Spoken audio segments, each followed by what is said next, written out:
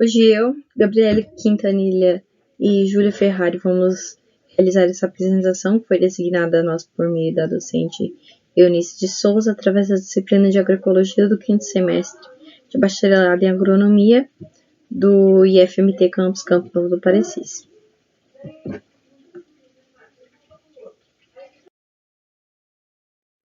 O tema abordado será certificação e mercado na agroecologia.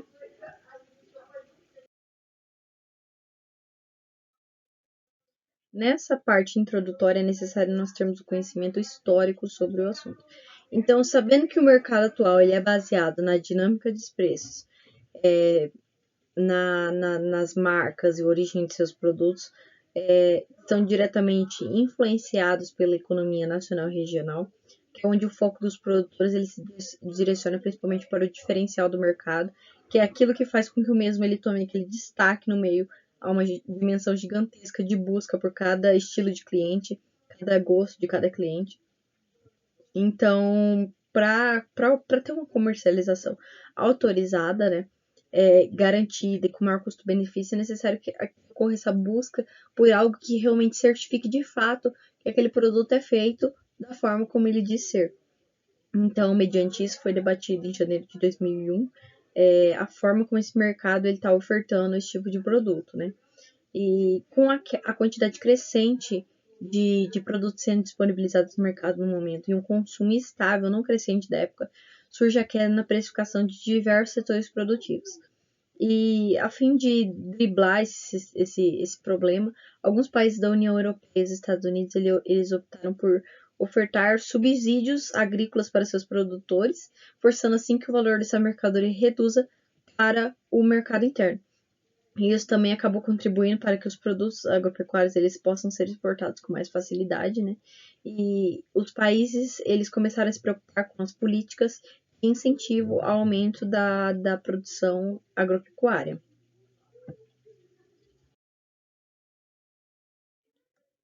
A Farm Bill americana e a política agrícola comum da União Europeia elas nasceram com o objetivo de garantir o acesso aos alimentos básicos e afastando aquele medo que eles tinham, né, aquela tristeza da época das grandes guerras e da crise dos anos de 1930. A Farm Bill, embora referente a outros países, ela interfere diretamente no nosso país e em geral, já que principalmente na questão de exportação a gente tem que se encaixar nessas políticas, né? Então nós temos o Ato da Agricultura, a Lei Agrícola Americana chamada de Farm Bill, né?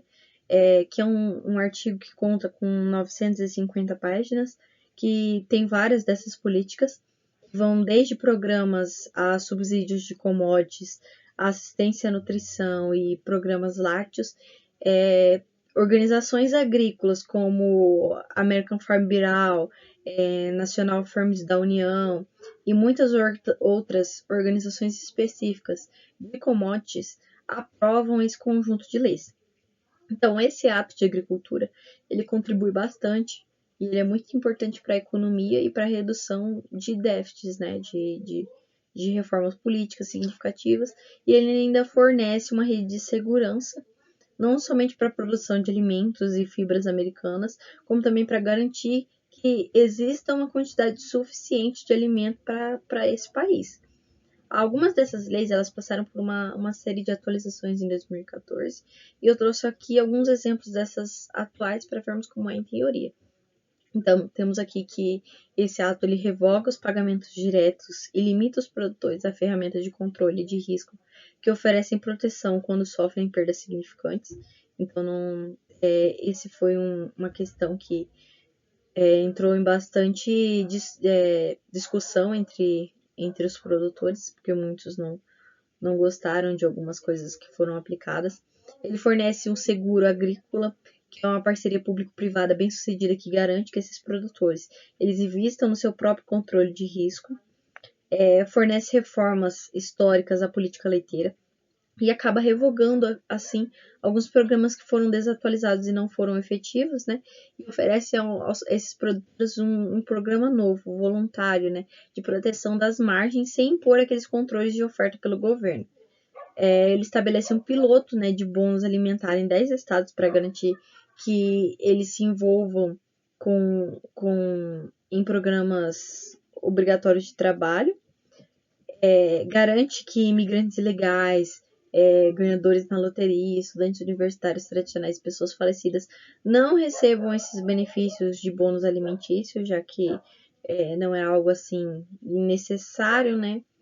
Ele consolidou 23 programas de conservação que estavam duplicados e sobrepostos em 13, né?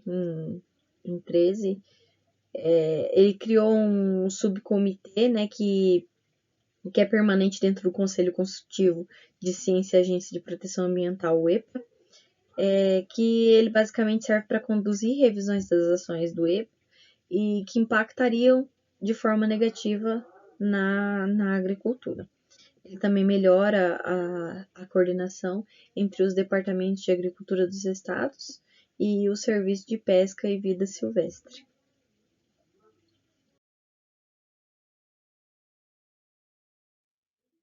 Nesse período também o mercado estava passando por uma série de mudanças sociais e dos padrões familiares. Isso é algo que impactou diretamente a forma como as pessoas consumiam o alimento, né? Então ele ampliou a busca desses clientes, né, por uma diversidade maior de oferta de produtos, tais como produtos in natura, industrializados, embalados e os pré-processados. O que acabou gerando, assim, um impulso para o início da busca, né, por produtos de maior qualidade.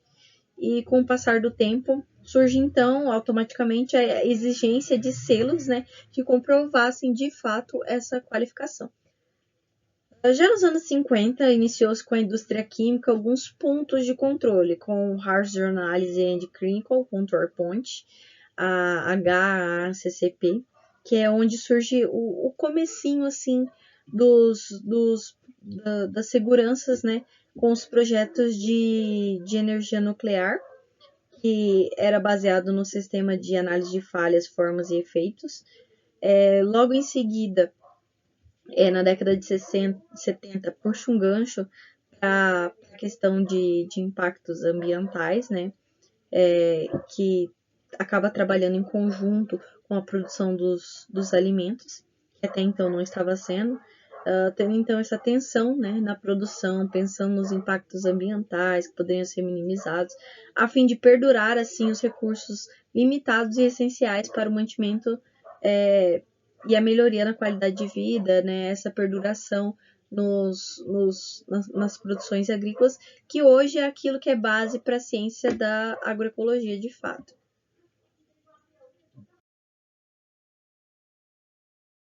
Já no ano de 1971, né, foram realizadas grandes alterações significativas, como a publicação do primeiro documento orientador para esse setor, que é o Food Safety and Hardenal Analysis and Clinical Control Point System, que emerge também, que nada mais é, né, do que garantir a segurança alimentar através do sistema de análise de perigos e pontos críticos de controle.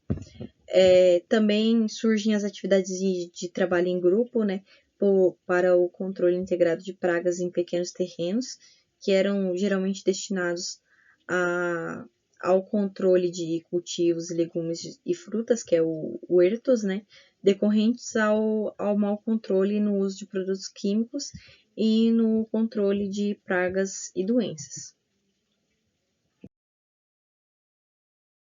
Vou apresentar aqui também um vídeo que trata da Revolução Verde, que é preciso a gente ter um conhecimento básico dessa história para entender que, no final, essa Revolução Verde ela teve um profundo impacto na oferta mundial de alimentos frescos e agroindustrializados, né, fazendo com que o monocultivo ele seja intensificado em áreas maiores e fazendo então com que esses sistemas de produção eles se tornem cada vez mais explorados e percam assim o seu potencial produtivo a longo prazo.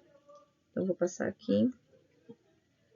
De Geografia, e esse Quer que Desenhe traz um resumo sobre Revolução Verde. Esse é um assunto que estudamos em Geografia Agrária e fala sobre um processo de modernização que alterou profundamente o cenário do campo e as relações de trabalho rural no Brasil e no mundo. Gruda nesse vídeo, não perde nenhum segundo. Além de resumir rapidinho a Revolução Verde, deixamos um link na descrição com o mapa mental completo para download. Agora, vamos desenhar? A palavra revolução sugere um ato de transformação radical, de mudança significativa nas formas de organização de alguma estrutura prévia. De fato, a Revolução Verde significou uma ruptura nos meios de produção do campo. A Revolução Verde pode ser entendida enquanto um momento na história em que um conjunto de novas tecnologias impõe novas intencionalidades, levando à mecanização e modernização agrícola. Isso quer dizer que se antes tínhamos um cenário do campo mais tradicional, agora temos a chegada de um grande investimento de capital que altera as estruturas produtivas e as relações de trabalho da forma que se davam até então. Ela começa a acontecer a partir dos anos 50 em países mais desenvolvidos, mas se alastra nos países subdesenvolvidos a partir dos anos 60. Claro que com essa modernização, as tecnologias e investimentos vão chegando gradativamente no setor agrário dos países ao redor do mundo. Os fatores responsáveis por trazer esses novos insumos e modificações, no geral, são externos a quem de fato produzia no campo, significando a introdução do grande capital empresarial em espaços onde, até então, ele não estava presente. Mas que tecnologias foram essas que chegaram e mudaram tudo? Bom, devemos destacar o aumento dos insumos agrícolas, o maquinário e a biotecnologia. Insumos são todas as tecnologias empregadas na produção, como sementes resistentes, fertilizantes, produtos químicos para as características do solo, entre outros. O maquinário significa introduzir tratores, grandes máquinas de colheita e plantio, sistemas de irrigação automático em larga escala, enquanto a biotecnologia é uma área da ciência que estuda o desenvolvimento de seres modificados em laboratório, como as sementes geneticamente alteradas, os transgênicos, para aprimorar técnicas e garantir o cultivo em grandes quantidades em regiões onde até então eles não seriam possíveis. Uma grande motivação que justificou a expansão dessas pesquisas e práticas foi o aumento da população, uma vez que o conhecimento tecnológico seria e foi capaz de aumentar a quantidade de alimentos produzidos. Mas será que essa história acaba com o fim da fome e dá tudo certo? Bom, das consequências desse processo é importante destacar o grande aumento na quantidade de alimentos produzidos no mundo, que só foi viabilizado pela chegada dessas tecnologias. Por conta dessa produção em larga escala e aparato tecnológico, falamos que a Revolução Verde foi uma espécie de revolução industrial do campo. Essas tecnologias garantem a boa produtividade, permitindo a criação de gigantes estruturas produtivas para a exportação. Houve também o aumento da dependência na relação campo-cidade, uma vez que a tecnologia necessária acaba sendo produzida e idealizada nos espaços urbanos, assim como a demanda por alimentos também se concentra nessas áreas. É no meio urbano, portanto, que esse novo campo dispõe de verba, tecnologia, consumo, leis, pesquisa, decisões administrativas, incentivos do sistema financeiro, transportes e etc.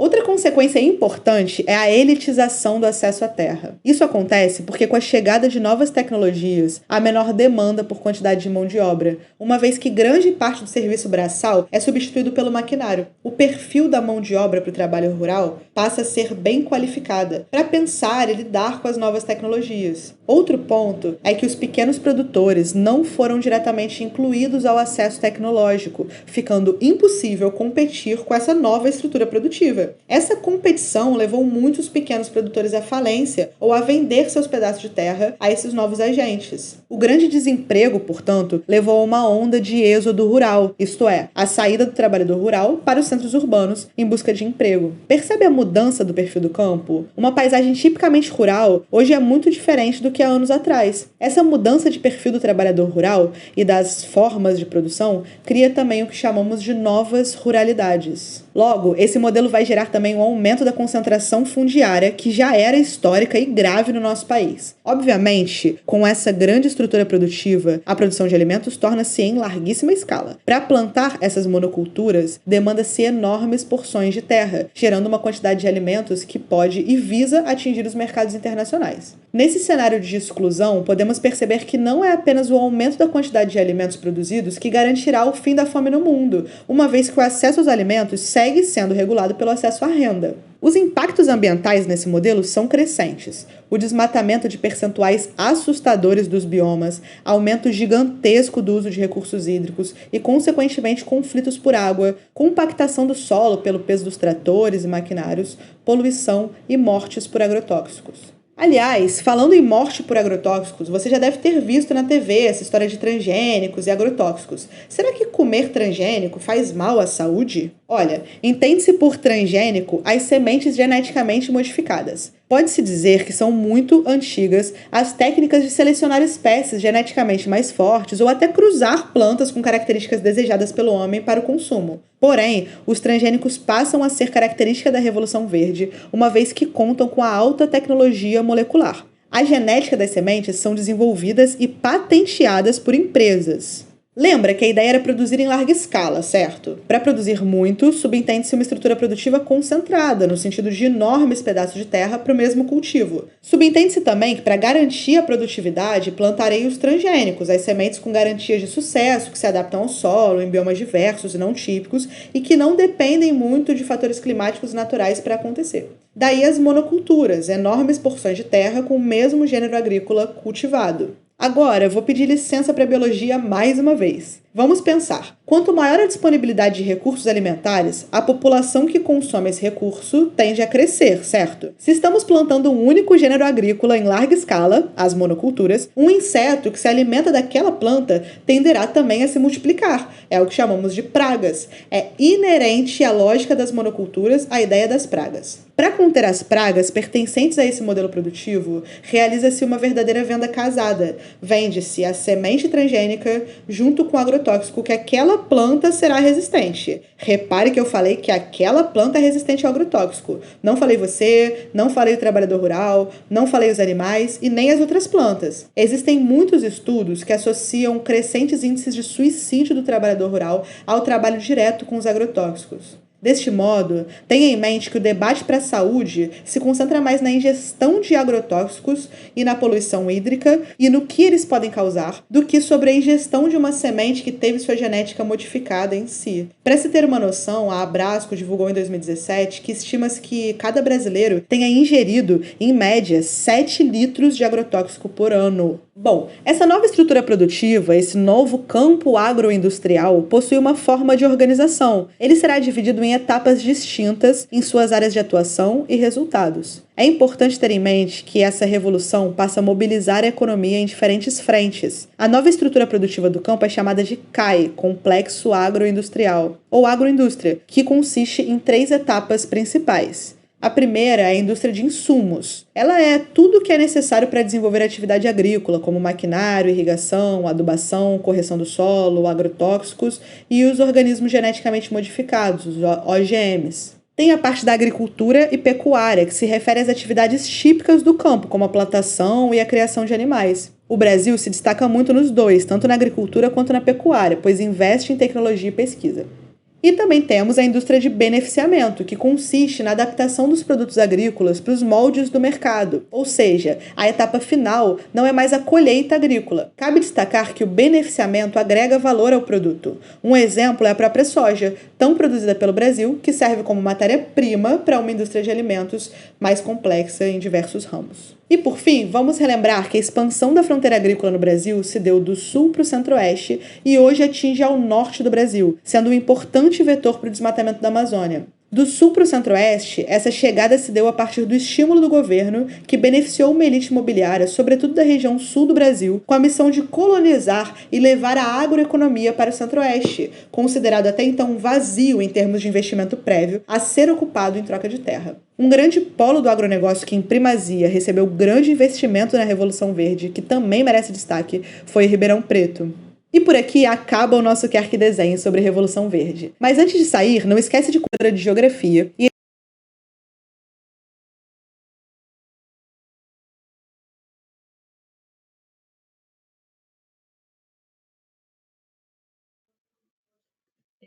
Então, também inaugurava-se, né, essa fase fordista da agropecuária, que ela é caracterizada pela padronização dos processos, né, uma oferta em grande escala de commodities alimentares, né. Desde essa fase fordista, né, ela permaneceu pelas décadas de 60 até a década de 90, que é quando os mercados consumidores europeu, americano e japonês eles passaram a ser mais exigentes quanto a certos atributos dos alimentos, né, desde aspectos da produção até a qualidades nutricionais e gustativas. Então, né, essa pressão desses consumidores que se preocupavam e se atentavam na época a buscar uma solução para isso, com sistemas menos nocivos do que a monocultura, e acaba nascendo assim os mecanismos reguladores de qualidade com o mínimo impacto ambiental possível. Após essa década, então, perduraram as normativas de qualidade de legislação ambiental, né, visando sempre aquilo que o consumidor-alvo busca, e tomando cada vez mais fortes pesquisas de análise de mercado para saber aquilo que o consumidor está buscando no momento, para ver se eu sou produtor, eu consigo fornecer um produto que se enquadre naquilo que a maioria está buscando no momento.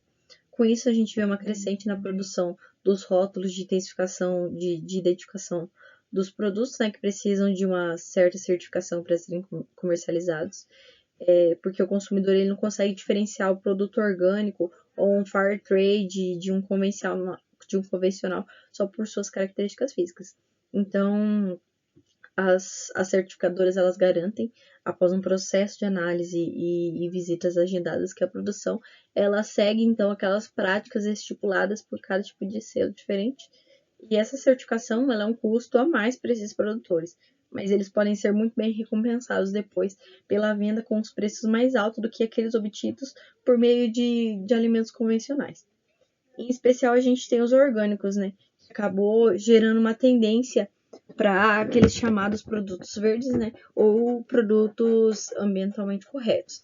Além de uma organização internacional para controle biológico integrado de animais e plantas nocivas, que é o IUB, que foi fundada em 1956, ela teve por intermédio da sua seção europeia, a SORP, né? E ela estabeleceu, né, uma comissão de produção integrada, que é o PI. Posteriormente, teve uma reunião realizada em Oswald, na Suíça, e foi apresentado vários produtos verdes e com iniciativas em apoio à qualidade ambiental, né? E acabou surgindo assim um documento conhecido como documento de Okranas, que ele redige basicamente as bases para aquilo que a gente chama hoje de produção integrada. E ele tinha como principal função, né, aumentar essa qualidade na produção, priorizar os métodos ecologicamente seguros e principalmente minimizar as aplicações de agroquímicos, evitando assim, né, por fim, obviamente, os seus efeitos secundários negativos, e acabou promovendo assim uma proteção tanto para o meio ambiente quanto para a saúde humana em si.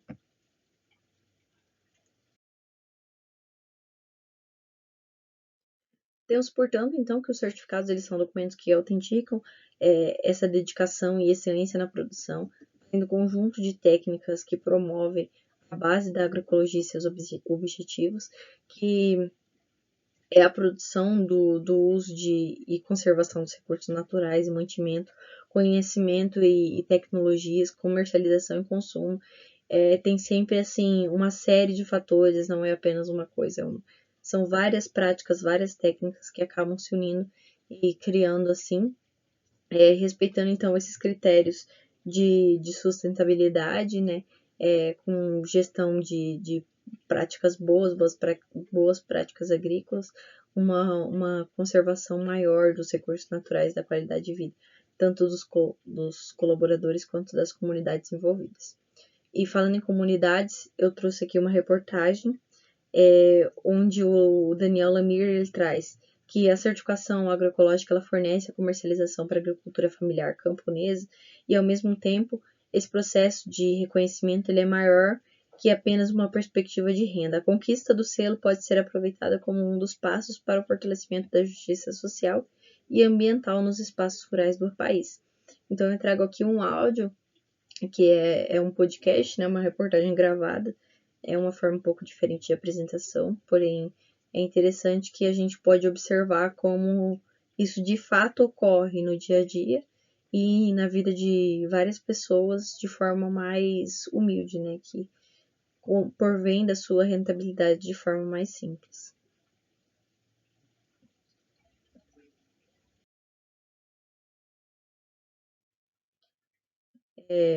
Nessa pesquisa, então, ele trata do reconhecimento do acampamento do Padre Roque Zimmermann, né? E ele trata, né, todo esse processo que eu vou passar aqui por meio desse áudio de registro, na parte da reportagem.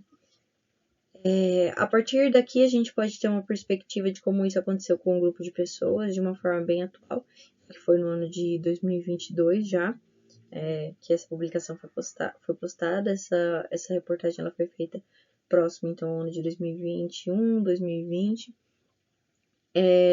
Essa área está localizada num ambiente de conservação ambiental, né, às margens do rio Lapó. A entrevistadora em si é a Kátia, né? Ela é uma professora de Direito, ela participa, né, da UFPR, né, Universidade Federal do Paraná, e ela retrata nessa pesquisa o desenvolvimento de forma como...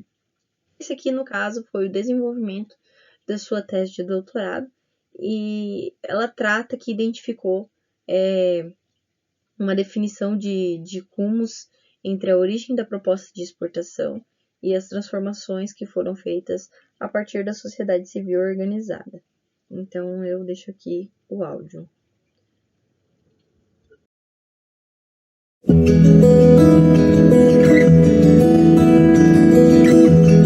Momento agroecológico.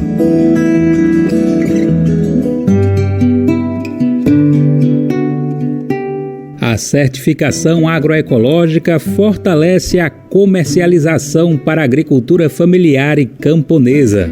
Ao mesmo tempo, esse processo de reconhecimento é maior que apenas uma perspectiva de renda. A conquista do selo pode ser aproveitada como um dos passos para o fortalecimento da justiça social e ambiental nos espaços rurais do país. Historicamente, a certificação surgiu como exigência da União Europeia para exportação de alimentos de origem brasileira ainda na década de 90. Porém, com o passar das décadas, os debates entre a burocracia de normas e leis, por um lado, encontraram, por outro, propostas participativas das próprias famílias. Assim, com a intervenção de redes e movimentos populares, a lógica de uma auditoria técnica fluiu para uma metodologia processual de troca de conhecimentos. A ideia de normas e referências foram mantidas para a conquista do selo, mas trazendo uma concepção menos autoritária e hierarquizada. A professora de Direito, Kátia Izaguirre, desenvolveu uma tese de doutorado sobre o tema no período em que esses debates estavam sendo consolidados. Ela identificou uma definição de rumos entre a origem da proposta de exportação e as transformações que foram feitas a partir da sociedade civil organizada. Foi fundamental para repensar, acho que assim, se a proposta da agroecologia era justamente favorecer a autonomia de agricultores e agricultoras, diminuir a dependência de insumos externos e ver a agroecologia com essa articulação agricultura e floresta para um outro projeto de sociedade que era crítico justamente ao mercado dominante, né, e ao modo de produção do sistema agroalimentar dominante, não faria muito sentido simplesmente aderir a uma proposta de certificação externa. Um exemplo de luta pela certificação está entre as 40 famílias que vivem no acampamento Padre Roque Zimmermann, localizado em Castro, no Paraná. A comunidade mantém desde sua criação, em 2018, a proposta de produzir de forma cooperada e agroecológica. Esse reconhecimento coletivo formal foi concedido pela Rede Ecovida, uma das organizações capacitadas para o processo. Para Lourival Brandt, coordenador do acampamento, o selo é uma realização de um sonho coletivo, já que foram feitos acordos para que cada família no local buscasse os princípios agroecológicos desde a origem do Padre Roque. O acampamento está localizado em área de conservação ambiental às margens do rio Iapó. A sustentabilidade de produção e comercialização é feita com feijão, milho, arroz, mandioca, abóbora, verduras, legumes e frutíferas em geral, além da criação de animais como galinha, pato, porco, codorna e gado. Para Lourival Brandt, a certificação ampliou os espaços de comercialização da comunidade, presente em feiras da redondeza e participando de licitações para oferecer merenda escolar. Ao mesmo tempo, o coordenador destaca a importância da troca de conhecimentos durante o processo, que foi feito com a participação da Universidade Federal do Paraná e da Universidade Estadual de Ponta Grossa. É um aprendizado muito importante, não foi demorado, foi rápido até, né? Estou muito feliz, né? Porque agora nós podemos mostrar ali fora nosso trabalho e nossa certificação em mão, né? Já estamos em mão. Partindo do caso de Padre Zimmermann e de tantas outras comunidades pelo país, Kátia Izaguirre reforça que o foco maior da certificação é favorecer os processos agroecológicos na sociedade, agarrados a diversas outras pautas, como a própria reforma agrária popular. Ela destaca que assim há, por exemplo, uma ampliação das condições de diálogo entre a produção e o consumo de alimentos agroecológicos. O selo tem, portanto, um papel político importante de ajudar na contraposição ao modelo de produção de agricultura feito pelas grandes empresas monopolizadoras do setor. Ao mesmo tempo, a docente afirma que os valores de relação de confiança são estruturais no modelo de sociedade proposto pela agroecologia. Neste sentido, por exemplo, Dona Maria Bueno, do acampamento Padre Zimmermann, destaca que a transição agroecológica de sua família partiu da própria experiência que já teve em campo. Teve muita mudança mesmo. Nós já trabalhamos no convencional e já não deu muito certo por causa do veneno, né? E daí, nessa forma que nós estamos trabalhando aqui, está dando muito certo.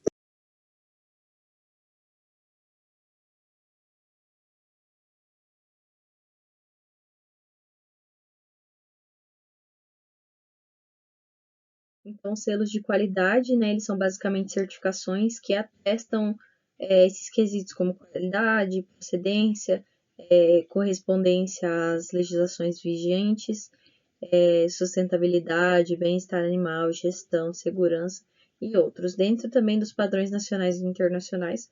Sabendo disso, os mesmos eles podem ser encontrados em diferentes setores, como produção agrícola, alimentícia, pecuária e diversos outros, a fim de sempre propor o maior, tendo sempre o maior benefício, né, para aquele que produz e tornando assim oficialmente capacitados e, claro, beneficiando o público que busca por esse tipo de produto.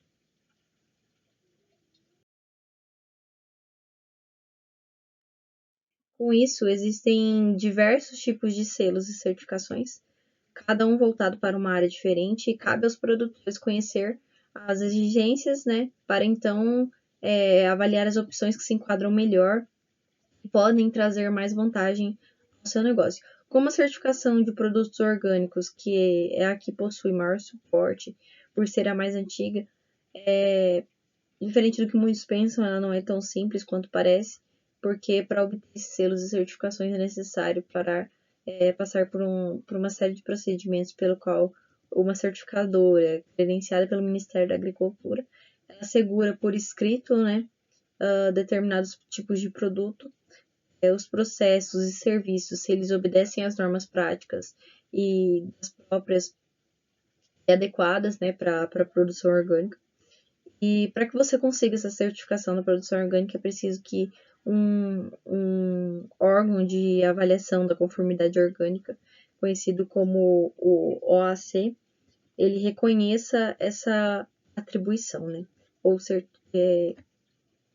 Enfim, a certificação, ela se apresenta sob a forma de um selo que é fixado ou às vezes impresso no rótulo, na embalagem do produto.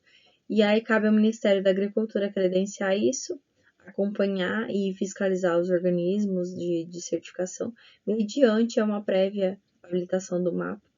E depois disso, eles farão a certificação da produção orgânica e deverão atualizar as informações dos produtores para alimentar esse cadastro nacional de produtores orgânicos. Assim, a gente pode obter alguns dados, né, e a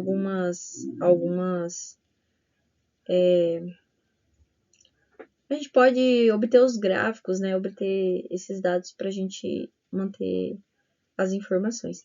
Esses órgãos, eles, antes de receberem essa habilitação do Ministério, eles passam por um processo de acreditação do Inmetro, né, Fora do país também tem um órgão internacional que credencia as certificadoras, que é o IFOA, que é International Federation of Organic Agriculture Movements, que é a federação internacional que congrega os diversos movimentos relacionados à agricultura orgânica, e ele abrange, né, no quesito de fiscalização que será feita nas unidades de produção, estabelecimentos comerciais e industriais, cooperativas, órgãos públicos, portos, aeroportos, postos, fronteiras, veículos, meios de transporte, qualquer ambiente onde se verifique que há uma produção, beneficiamento, a manipulação, industrialização, embalagem, acondicionamento, distribuição, comércio, armazenamento e importação e exportação desse tipo de produto.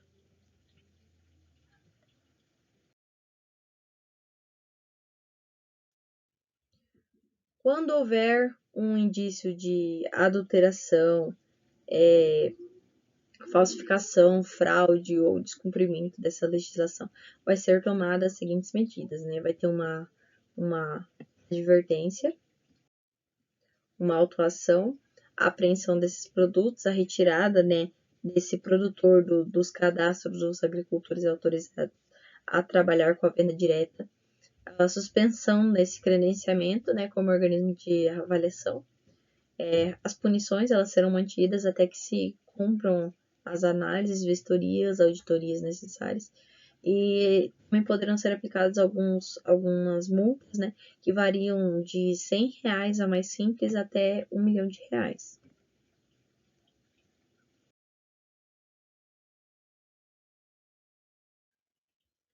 No Brasil, o produtor orgânico ele deve fazer parte desse Cadastro Nacional de Produtores Orgânicos, né?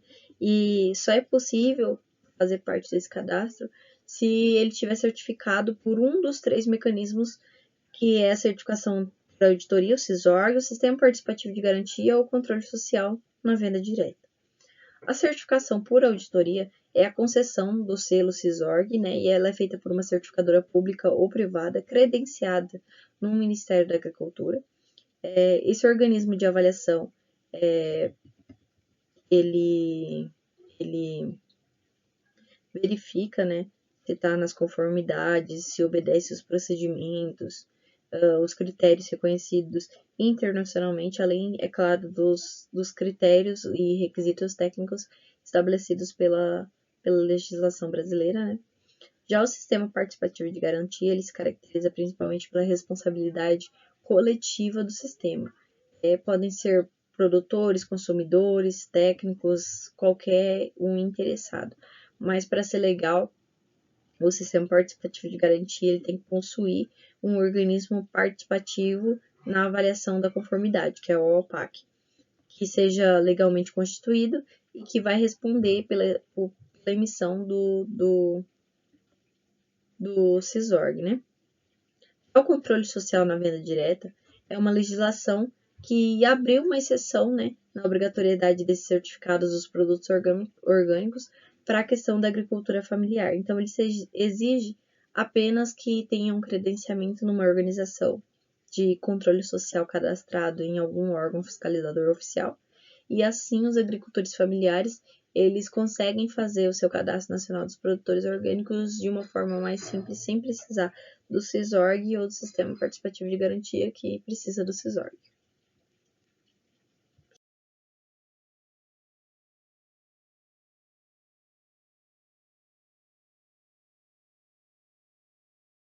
Falando um pouco da certificação em si, a gente vai começar a trabalhar agora do porquê certificar, quem pode certificar, como é feita a certificação, né, a garantia desse mercado de exportação. A gente vai falar um pouquinho sobre isso agora. A princípio, vamos tratar pelo porquê certificar, né? A certificação ela surgiu da necessidade de segurança que os consumidores eles precisam ter com relação aos produtos a serem consumidos, com relação à qualidade. Então, com essa pressão do consumidor, o mercado ele foi se vendo obrigado a mostrar que ele realmente fazia tudo aquilo que ele dizia fazer. Então, o selo ele vem para afirmar isso. Então, impulsionou aí, né, a demanda, o crescimento dos produtores, cultivando, usando os métodos, né, dos selos, dos certificados. Essa certificação ela ocorre principalmente com base na qualidade física, né, na questão do agro aí, principalmente sobre a ausência, né, sobre a diminuição dos agrotóxicos, dos adubos químicos, né. Então, estão sempre relacionados à forma que o produto foi produzido, a como esse produto ele chegou ao prato do cliente. O desenvolvimento, então, do mercado de produtos, eles dependem fundamentalmente, né, da confiança dos consumidores na autenticidade. Então, eles necessitam dessa asseguração, né, da legislação ou do programa de certificação. E quanto aos consumidores que decidem pela compra desses produtos, eles pagam um valor, né, a mais por serem produtos premiados, serem produtos que causam aí efeitos produtivos à saúde, causam aí uma redução do impacto ambiental, entre outros atributos, né? Então eles esperam obter aí uma troca de um produto legal, um produto que visa essa questão do meio ambiente. Então, assim, eles arcam com os produtores, né, que precisam do selo, então eles arcam com um custo mais elevado, né, na produção. Então, os consumidores, eles desejam ser protegidos contra falsos produtos. Então, eles necessitam aí desse selo que garantem essa validação, que dá essa validação de que o produto é realmente um produto orgânico. Quem pode certificar? A certificação ela pode ser feita, né, por agências locais ou internacionais, ou até por parcerias entre as duas. Ela pode ser realizada aí por pequenos grupos e grandes grupos de produtores também, desde que existem mecanismos internos de controle que sigam os padrões do selo que você precisa, do que você quer. Tendo sempre que, né, funcionar aí legalmente, né, a auditoria, ela tem que ser legalmente, ela precisa ser credenciada, a empresa que vai prestar esse serviço, né, para quem quer certificação. Então, ela precisa ser credenciada ao MAPA, né, o Ministério da Agricultura, Pecuária e Abastecimento. E as certificadoras internacionais, elas podem também credenciar-se, né, junto ao IFOAM, e obter o certificado do ISO 65, né, para que o selo ele possa ser reconhecido internacionalmente. Precisa também, né, estabelecer aí suas próprias normas, padrões, procedimentos para certificação, mas deve sempre estar subordinado, né, à legislação vigente de cada país, de cada credenciadora, de cada norma, enfim, de cada selo. Então, as normas geralmente elas se referem à forma que os produtos são produzidos. É uma prática comum, né, de definição de diretrizes e descrição de práticas culturais, tecnologias e insumos permitidos e proibidos ou restritos no modo de produção desse selo. Então, a reputação aí das agências certificadoras, né, ela tem que constituir um aspecto fundamental, pois tem que passar uma serenidade, né, para o produto e de qualidade de produto. Falando um pouco também como se faz a certificação. A certificação, ela, né, uma vez que o produtor ele decide, né, produzir aí usando, querendo se enquadrar em um selo, ele é recomendado, né, que ele entre em contato com alguma agência certificadora, né, que para obter as informações necessárias sobre as normas técnicas, né, da produção, para que a certificadora ela também possa, né, indicar consultores de assistência técnica que dão aí orientação quanto à produção, quanto à comercialização, tudo dentro dos padrões técnicos da certificação, tudo dentro dos padrões do selo que ele quer, que ele almeja. O processo de certificação ele deve ser feito através de visitas, né, periódicas, né, e de inspeções. Elas são realizadas nas unidades de produção agrícola ou agropecuária. Né? Nós já vimos que tem outros, nós vamos ver, temos outros selos também com relação à pecuária e enfim. Quando um produto, então, ele é comercializado in natura, as unidades de processamento também, elas precisam de vistoria, tudo precisa de vistoria, tanto do início ao fim até a comercialização. As inspeções, elas devem ser feitas programadas, né, então, com o conhecimento do produtor, mas elas também devem ser feitas aleatoriamente, sem conhecimento do produtor e sem conhecimento prévio, né? Então, porque é muito comum hoje em dia as pessoas, vai ter uma visita, vamos deixar tudo organizadinho, tudo certo. Não vai ter visita, pode fazer bagunçado de qualquer jeito. Então, é necessário que essas visitas, elas precisam ser aleatórias. Elas têm que ter as inspeções programadas, mas é necessário que tenha também as aleatórias. Então, para fazer a certificação, né, o produtor ele deve apresentar um plano de produção para a certificadora e manter esses registros atualizados, né? Então, é uma série de informações aí, como origem de insumos, todos os insumos adquiridos, né? Aplicação, volume. Então, essas informações, elas têm um caráter sigiloso, mas é necessário que o produtor passe essas informações para a certificadora. A certificadora não pode passar essas informações adiante, mas é necessário que essa primeira etapa seja feita. Então, assim como as instalações de estabelecimento, elas devem sempre estar disponíveis para vistoria também, né? A avaliação do inspetor e caso seja solicitado. E após a visita do inspetor, né, é necessário a elaboração de um plano, onde estão indicadas, né, as práticas culturais da criação observada. Permite também detectar irregularidades, né, com relação às normas de produção estabelecidas, e esses relatórios eles são encaminhados para o departamento técnico ou o departamento de conselho de certificação da certificadora contratada. Então, assim, ele vai conceder ou não o certificado que habilita o produtor a distribuir, né, a utilizar, a estampar esse selo em sua marca. A certificação ela pode ser solicitada para algumas áreas ou para toda a propriedade.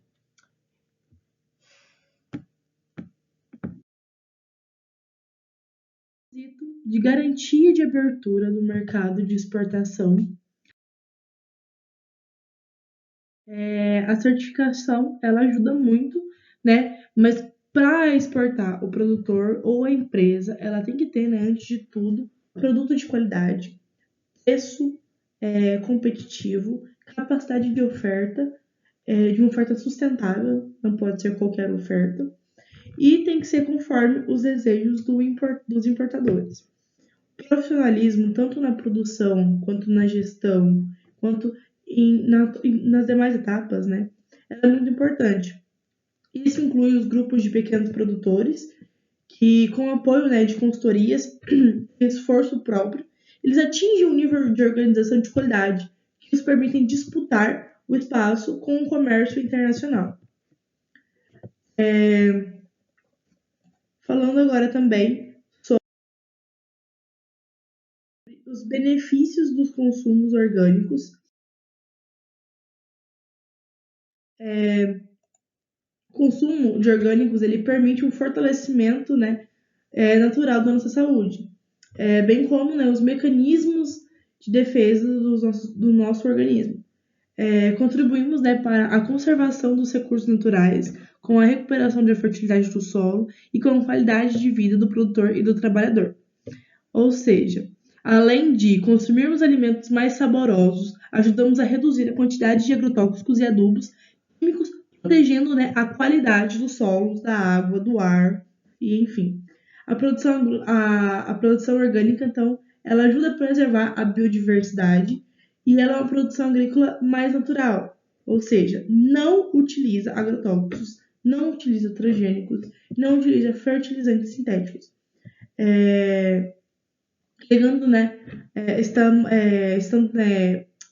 passando, né, para gerações futuras uma esperança de uma harmonia no planeta, né? Consumindo os orgânicos, a gente desenvolve um papel de agente de transformação social e ambiental, praticando, né, um exercício da cidadania. Então, os produtores orgânicos, eles pregam muito essa questão de cidadania, de uma vida mais justa, uma esperança de harmonia no planeta. Outro ponto são quais são os principais produtores certificados no país. Além dos produtos in natura e os grãos, o mercado de produtos orgânicos processados, eles apresentam um grande crescimento nos últimos anos, já que são encontrados nos sucos, nas geleias, nos laticínios, nos doces, no palmito, pães, biscoito, molhos, especiarias, vinho, cachaça e mel. Produtos à base também de soja orgânica e pratos prontos congelados, também tá aí nas frutas desnatadas, óleos essenciais, açúcar branco e o açúcar mascavo, café, guaraná em pó, barra de cereais, hortaliças processadas e extratos vegetais secos, camarão, frango e carnes. Esses são todos os produtos certificados no país. Os produtos, então, eles são exportados, por exemplo, o café ele é exportado por Minas Gerais, o cacau pela Bahia, a soja, o açúcar e a erva mate e o café são exportados pelo Paraná, o suco de laranja, o açúcar mascavo e as frutas secas são exportados por São Paulo, castanha de caju, óleo de dendê, frutas tropicais são da região do Nordeste, o óleo de palma e palmito são exportados pelo Pará, o Guaraná é pela Amazônia e o Rio Grande do Sul ele exporta soja, arroz e frutas cítricas. Além do Rio Grande do Sul, Santa Catarina também exporta arroz e o Mato Grosso ele fica responsável pela pecuária, exportação da pecuária.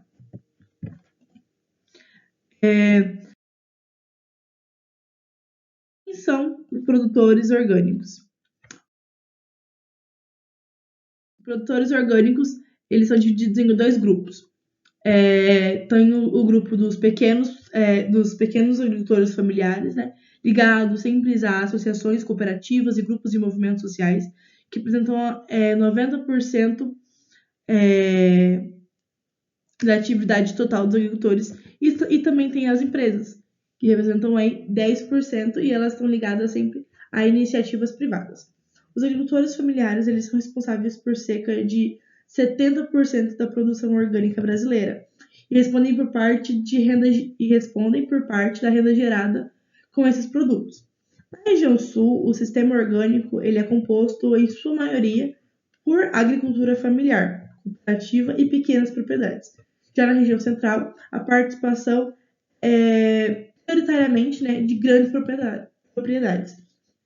Em relação ao tipo de produto, os grandes produtores eles destacam na produção de frutas, principalmente citros e frutas tropicais, também na produção de cana, café e cereais orgânicos, como soja e milho, e a pecuária orgânica, principalmente em áreas extensivas, com destaque aí no Mato Grosso do Sul e no Rio Grande do Sul. Os pequenos produtores são os principais responsáveis pelo abastecimento interno, produzindo aí, né, hortaliças, frutas e alimentos processados. Então, aquele alfacezinho que você come ali no seu dia a dia, aquela frutinha, a maior parte, né, é fruto da agricultura familiar.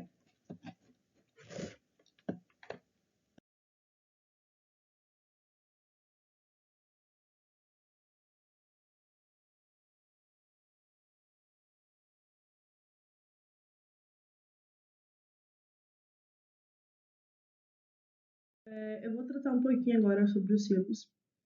E peço desculpas se a pronúncia estiver errada, mas eu vou começar com o Rainforest Alliance, que ele é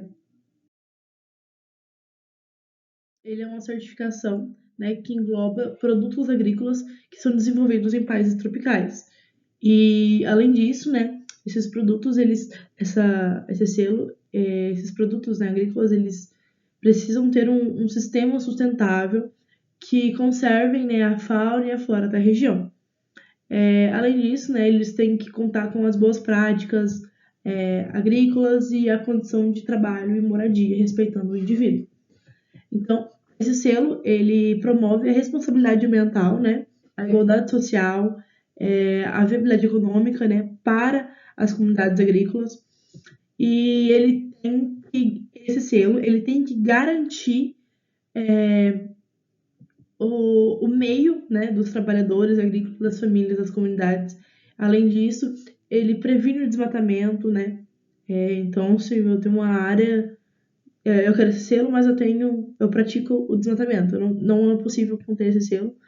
Então, além de prevenir o desmatamento, ele também promove o reflorestamento, né?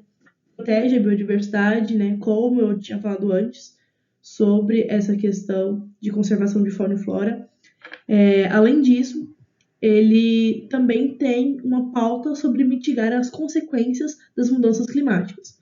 Então, além de conservação de fauna e flora, ele também pensa nessa questão climática. Além disso, também está dentro desse selo a melhora na eficiência de redução de custos, né, que geralmente gera maiores ganhos. Para o produtor, isso é bem plausível. Além disso, como eu já tinha falado antes, ele prevê um plano que melhora a saúde dos agricultores e trabalhadores das famílias, né? Então, protege os direitos dos trabalhadores, protege os direitos das crianças e respeita os direitos de todas as comunidades. Além, né, de proteger as florestas, ecossistemas e tudo isso. A obtenção desse selo, ele é necessário uma auditoria, e a partir dessa auditoria, você contrata, né, uma empresa para fazer essa auditoria para você, e essa auditoria, após essa auditoria, se você está dentro dos padrões desse selo, você busca uma aprovação online, e aí você começa, né, a imprimir os seus materiais de acordo com a marca. Então, se você tem esse selo, você tem que obrigatoriamente mudá-lo para Rainforest Alliance, e além de usar, né, a logozinha, que é essa daqui, né? Essa daqui é a logo do certificado, do selo. Então, é isso. E os produtos, né, que se enquadram nessa categoria, se enquadram nesse selo, são produtos, né, como eu já falei antes, de países tropicais. Então, ele vai abranger o cacau, ele vai abranger o café, as ervas, as especiarias, nozes, coco, legumes. Ele também abrange a questão de flores e pimentas. E esse selo, ele é destinado tanto para pequenos quanto para grandes proprietários, né, quanto para médio. E é isso. Ele é, em português, né, traduzido para comércio justo, e ele contribui para o desenvolvimento sustentável, e ele proporciona melhores condições, né, de troca e garantia dos direitos para os trabalhadores, entre os produtores, né, e os trabalhadores. Ele é uma fonte, né, uma alternativa viável nessa questão do sistema tradicional de comércio. Ele define o comércio justo como uma parceria comercial baseada numa transparência, respeito e diálogo, buscando sempre, né, uma equidade no comércio internacional. Ele é muito usado aqui no Hemisfério Sul, né? Então ele vê essa questão também de desenvolvimento saudável por meio de uma melhor troca, né, de garantia dos direitos entre os produtores e trabalhadores. Entre os princípios do Fair Trade, eu acho que é isso que pronuncia mesmo, um dos principais princípios, né, é estabelecer o contato direto entre o produtor e o comprador, meio que desburocratizando, né, esse comércio e poupando da instabilidade do comércio global principalmente do comércio de commodities. Os princípios que regem essa relação comercial, elas são a transparência, né? São a transparência e corresponsabilidade na gestão de cadeia produtiva e comercial. O segundo princípio é a relação de longo prazo, que oferece um treinamento e apoio aos produtores, né? Nesse acesso à informação do mercado. O terceiro princípio é o pagamento a preço justo no recebimento do produto. Então, além de um bônus, né? Deve beneficiar toda a comunidade e do financiamento de produção e do plantio ou da antecipação do pagamento da safra. Então, esse princípio, esse selo, ele oferece, né, então, essa transparência, essa relação a longo prazo de treinamento, esse pagamento a preço justo. Além disso, ele também tem o quarto ponto, que é a organização, democratização dos produtores, né? Então, os produtores, eles precisam ou de uma associação ou de uma cooperativa para estar inserido nesse selo. Também um outro ponto desse selo, né? É o respeito à legislação e às normas, principalmente as normas trabalhistas, tanto internacionais quanto nacionais. O sexto ponto do selo é o ambiente de trabalho, né? Ele deve ser seguro, ele deve ser tão seguro que as crianças elas podem circular nesse sentido. Eles devem ser tão seguros que não pode ter perigo nem se uma criança estiver ali. O sétimo e o último ponto é que o meio ambiente ele deve ser respeitado. As principais organizações, as pessoas, né, que podem adquirir o selo são esse selo do comércio justo, né?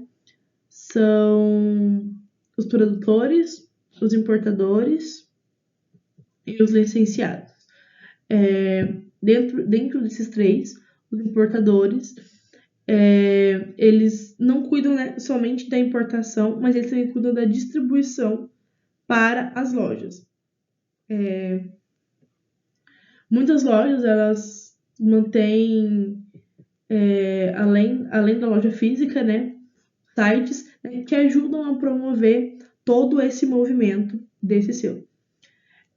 Além disso, os licenciados, né, são empresas que têm o direito de usar o selo mediante o pagamento das licenças concedidas pelas iniciativas nacionais. Ou seja, o selo ele é internacional, mas ele permite, para você ter uma licença, você tem que estar dentro do nacional. Entendeu? Além disso, né, o selo ele também pode, essas empresas, né, elas podem ser especializadas no comércio justo, né, dentro do selo, ou incorporar o selo. Ela pode ser uma empresa tradicional e pode incorporar o selo. O licenciado ele também dá um apoio para o marketing da loja. Além disso, também os produtos eles podem ser usados para o marketing, né, como eu falei, e ele é pago pelo importador. Os produtos certificados, né, incluem o café, o arroz, o cacau, o mel, o chá, o açúcar, frutas frescas e outros produtos fora do nosso comércio, né? Como bolas de futebol. Esse selo ele está presente em mais de 18 países e com 70 a 80 mil pontos, 70 a 90 mil pontos de venda, né, convencionais. Além dos produtos, né, esses produtos comercializados, também tem outros produtos que movimentam esse selo, mas não estão necessariamente inclusos. Um deles é a banana, que movimenta cerca de 62% da movimentação total desse selo. Um pouco agora sobre certificação Global Gap. Ela é uma organização, né, privada que estabelece normas voluntárias para a certificação dos produtos agrícolas. Ela está presente em todo o mundo e ela engloba principalmente o mercado europeu. A norma, né, da Global Gap, ela foi elaborada para reafirmar, né, sobre os consumidores, né, que a produção alimentar nas unidades de produção que contém essa certificação, ela é realizada através de minimização dos impactos negativos para as operações do cultivo, do manejo e do meio ambiente. Além disso, ela foi criada sobre a racionalização do uso de insumos agrícolas, garantindo assim uma abordagem responsável dos assuntos sobre saúde e segurança dos empregados, saúde dos animais, e entre outros. A Global Gap, ela funciona sobre um manual prático de boas práticas agrícolas, baseando sempre em uma parceria igualitária entre o produtor agrícola e os intermediários que desejam estabelecer as normas e os procedimentos para a certificação. As normas para essa certificação, elas são normas específicas da produção primária, de acordo com os níveis de produção e o que será produzido. Dentre essas normas, está o Sistema Integrado de Garantia de Produção, produtores de forragem composta, o transporte, material de propagação de plantas, a cadeia de responsabilidade. Dentro desse certificado, há o benefício para quem tem, né? E aí, dentre esses benefícios, né, a gente pode destacar a redução dos riscos de segurança alimentar na produção primária, incentivando sempre o desenvolvimento, né, a adoção de esquemas de garantia agrícolas nacionais e regionais, com o objetivo, né, destacando sempre o risco, servindo, né, aí para o consumidor e para a cadeia alimentar. Outro ponto também é que serve como plataforma de comunicação técnica para melhoria contínua e transparência através da consulta a toda a cadeia alimentar. Um terceiro ponto, que é um benefício, né, para quem faz parte desse certificado, é a redução de custos relacionado ao cumprimento da certificação. E pode-se evitar, dentre essa redução de custos, né, tá aí a evitar a consultoria múltiplas em unidades de produção com vários tipos de produtos, proporcionar auditorias integradas, né, evitando aí o peso do excesso dos regulamentadores e da possível adoção proativa pelo setor.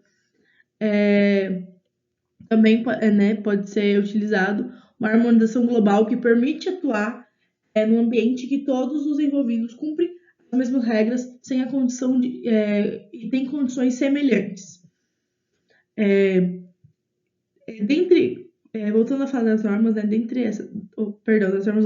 das garantias, né, que o certificado abrange, está o aumento da integridade do esquema e da garantia da produção em todo o mundo, através, né, da definição e aplicação do nível comum de competência dos auditores, de forma que a comunicação das verificações efetuadas e a harmonização da aplicação dos critérios do cumprimento. Os principais interessados, né, em utilizar essa norma são os produtores agrícolas cujos bens são destinados à exportação. Sobre a Bonsucro, ela é uma certificação bem cobiçada, né, que garante aos produtores de cana, além dos produtores de cana, né, toda a sua cadeia de suprimentos, que estão em devida conformidade, né, com os padrões demandados nas propriedades, nas fazendas, né, sustentáveis, e também em usinas. Ela ajuda, né, os produtores rurais a reduzirem o impacto ambiental, né, e social das atividades decorrente da cultura da cana, e esse certificado ele é muito valioso para o desenvolvimento do futuro sustentável. E por isso a certificação exige que o estabelecimento, né, tenha uma iniciativa responsável sem tirar a competitividade dos produtores. Eu vou passar um videozinho explicando certinho sobre a Bonsucro.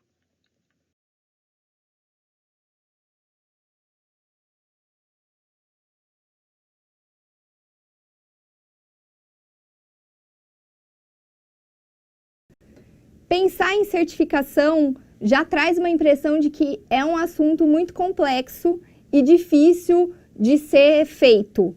Então hoje a gente está aqui para mostrar para vocês uma maneira fácil de entender o que é, quais são as vantagens e como que você pode fazer a sua. Então, para ajudar a gente nesse tema, eu trouxe alguns convidados, gostaria de agradecer primeiro a presença deles. Então, por favor, se apresentem. Olá. Obrigado, Tatiana e Celso, pelo convite, Lívia. Eu sou o Lucas Engelbrecht, sou natural de São Carlos, trabalho na área de sustentabilidade na SGS Certificadora há 10 anos, então conheço um pouquinho da história da certificação Bonsucro e certificação no geral. Muito obrigado. Olá, pessoal. Obrigada pelo convite novamente. É uma honra estar aqui no Canatube. Meu nome é Lívia Inácio, eu sou coordenadora do Bonsucro para o Brasil, sou responsável por todas as operações do Bonsucro aqui no país. Olá a todos, meu nome é Celso Albano, gestor executivo do Orplana, já estou no Orplana desde 2015, implantando um projeto um pouquinho inovador que envolve trazer o conhecimento até o campo. Uma das etapas é esse programa Fórum da Cana dentro do Canatube. Então, para começar a nossa conversa, o que é a Bonsucro e como que ela atua no Brasil hoje? Bom, a Bonsucro é uma organização mundial sem fins lucrativos, é uma plataforma global que tem um propósito de fomentar a sustentabilidade na cadeia de cana-de-açúcar. E aí a gente trabalha com cana-de-açúcar e todos os possíveis derivados que podem, né, surgir a partir da cana. E as duas formas principais de geração de impacto positivo que são fomentadas nessa plataforma é justamente o sistema de certificação, que é o que tornou o Bonsucro mais famoso ao longo do tempo, e também os projetos de impacto local que a gente desenvolve em alguns locais em associação com alguns membros, né? Então é uma plataforma que tem essas duas principais ferramentas e que tem membros dos mais variados tipos, né? Desde produtor de cana até os compradores de açúcar, compradores de etanol e outros subprodutos aí da cana, né? E no Brasil, a gente atua em parceria com os membros, né, locais, então a gente tem uma série de membros no país, e nós temos 5 certificadoras, que são as empresas que são as responsáveis por realmente executar as auditorias Bonsucro, né, que hoje são 5, e o Lucas, inclusive, é um dos representantes de uma das certificadoras, que é a SGS. Exato, Tatiana. Como a Lívia disse, né, a SGS é uma das certificadoras, né, a gente começou a nossa história junto com o Bonsucro desde 2010, né, e 2011 foi a primeira certificação da usina Maracaí, da Raízen, né, foi a primeira usina no mundo a ser certificada Bonsucro, né, então o Brasil pegou essa liderança, né, em sustentabilidade, né, um padrão também reconhecido mundialmente e pela Europa, e desde 2012, 2013, a gente já certifica produtores no Brasil, né? A Socicana é um dos produtores certificados pela SGS. E o interessante, até para passar para o produtor, é que a certificação, né, ela envolve sempre dois institutos, né, duas organizações, né. A primeira organização, que é a plataforma Bom Sucro, né, hoje representada pela Lívia aqui, e as outras empresas são as certificadoras, né. O papel da certificadora é sempre mais próximo com as usinas ou com o produtor, fazendo as visitas, coletando as documentações e aí emitindo os certificados, né, e as recomendações de trabalho para estar dentro da plataforma Bom Sucro. O Bom Sucro vem crescendo ao longo do tempo, né? Então hoje a gente está falando de uma comunidade global de mais de 500 organizações. No Brasil, a gente tem cerca de 150 organizações muito ativas no setor sucroenergético e nós temos 70 usinas de cana-de-açúcar certificadas no Brasil e 4 produções independentes de cana, sendo 2 associações de produtores de cana-de-açúcar e 2 produtores mesmo que são independentes e certificados aqui no país, né? O mais importante é que a Bom Sucro acabou trazendo uma atuação mais clara no Brasil a partir do momento em que essa desmistificação em relação a esse processo foi sendo gradativamente eliminado. Então, de 2011 para cá, muita coisa já mudou, né? Então, falar em a cana ser certificada, independentemente de ser por parte da indústria ou por parte do produtor pessoa física ou associação que representa, acaba trazendo alguns benefícios que a gente vai discutir aqui. Esses benefícios hoje são muito mais claros e tangíveis, você consegue captar isso. O mais importante é tentar trazer nessa discussão nossa agora, qual que é esse processo? Quais as etapas que a gente tem que cumprir e como que eu faço para buscar esse amparo da certificação e por que isso hoje está se tornando tão evidente, né? Eu acho que respondendo primeiro a segunda pergunta, né, do por que isso está se tornando tão evidente, a gente enxerga 4 grandes benefícios de se trabalhar com o sistema de certificação no âmbito da produção de cana. O primeiro é um benefício muito claro de melhoria de desempenho e gestão da propriedade de cana. Então, a gente tem números, né, a base de dados do Bom Sucro, ela já tem alguns anos, aí a gente conseguiu ver retornos de desempenho muito interessantes em termos de diminuição de taxa de frequência de acidentes de trabalho, otimização no consumo de água, redução em taxa de uso de herbicidas. Então, incrementos na produção também, na produtividade de cana em volume por hectares. Então, existe toda uma reestruturação e uma adequação do negócio que é puxada, né, pelo padrão de certificação, e isso traz naturalmente uma melhoria de performance muito clara. Um segundo benefício que também traz esse assunto muito em voga hoje em dia é o produtor se tornar elegível a acessar alguns mercados que são mais restritos, que são mais exigentes, né? Então, vou dar um exemplo para o Brasil exportar biocombustíveis para a União Europeia. O Brasil, qualquer tipo de produtor de biocombustível precisa ter um esquema de certificação de sustentabilidade. O Bom Sucro também é credenciado para fazer parte disso. E outras empresas que também já pedem, né, provas, né, ao mercado, que são justamente os certificados. Um terceiro benefício seria também a parte de gestão de risco. Acho que gestão de risco geral do negócio, né? Risco legal, risco de imagem, risco socioambiental, também puxado pelos requisitos, né, de sustentabilidade da certificação, que trazem uma eliminação, uma gestão mais eficiente dos riscos que a propriedade possui, né? E por último, acho que não menos importante, benefícios financeiros, né? Então, acho que por isso que também o assunto certificação hoje, ele está muito em voga, porque ele valoriza essa produção e, eventualmente, é conseguido ter um prêmio, né, ou ter um retorno financeiro por essa produção diferenciada, né? Além disso, do que a Lívia falou, eu creio que uma importância do processo de certificação é a melhoria contínua, né? Então, unidades e produtores que estão certificados há mais tempo, eles têm um processo de evolução muito grande, tanto financeira quanto de qualidade, de performance, de trabalho. Então, a importância da certificação também é você olhar o seu negócio para o futuro, né? Acho que isso é uma boa coisa. Então é isso, muito obrigada. Se você gostou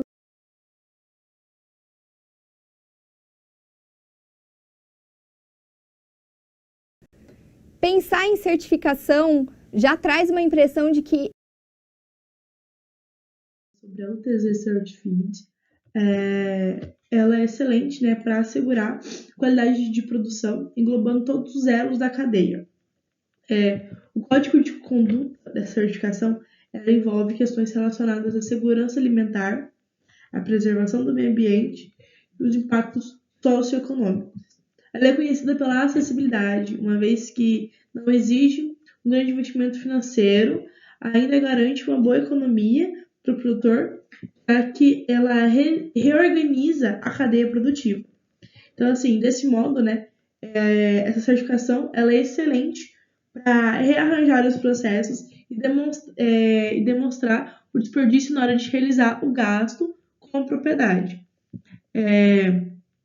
Um exemplo disso, né, é o alto custo de defensivos agrícolas, que pode ser modificado, né, com a implementação de práticas que levam à obtenção do selo.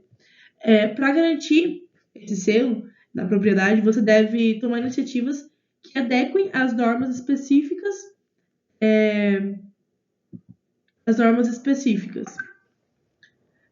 da certificação, como a construção de banheiros externos, técnicas de armazenamento de agrotóxicos, utilização adequada de equipamentos de proteção individual, né, entre outras técnicas. Um dado interessante, né, é que a UTZ ela passou recentemente a fazer parte da certificação Rainforest Alliance, aquela primeira certificação que eu falei no início. E é isso.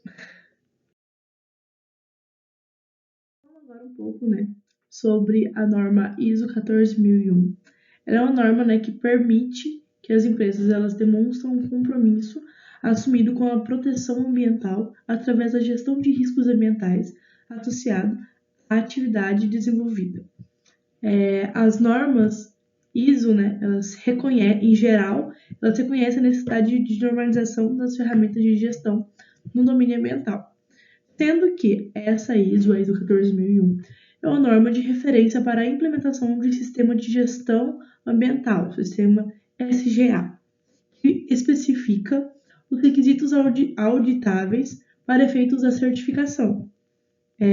Então, o que é essa norma? Essa norma ela é uma norma internacional que permite, né, que as empresas elas demonstrem um compromisso com o assunto através dessa proteção ambiental, através dessa gestão de riscos ambientais associados às atividades desenvolvidas.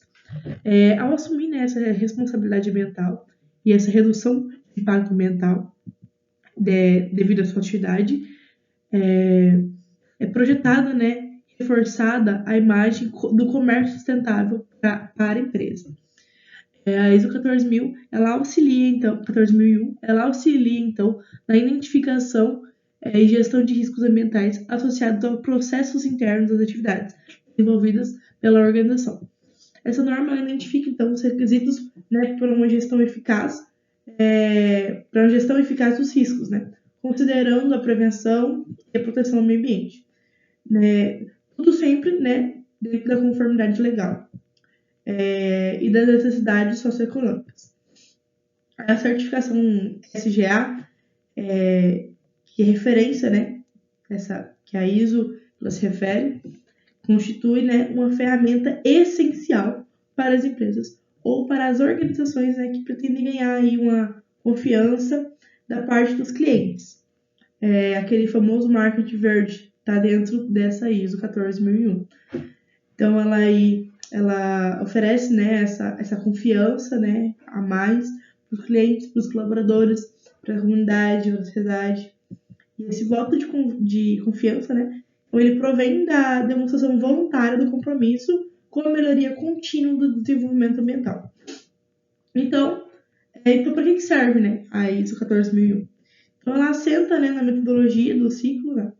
Ela utiliza a terminologia de linguagem de gestão conhecida, que apresenta uma série de benefícios para a organização, tendo ele o compromisso ambiental, onde as empresas ou organizações, né, que recorrem à certificação do ISO 14001, elas demonstram dessa forma seu compromisso com uma gestão sustentável, assegurando a melhoria do desempenho das mesmas.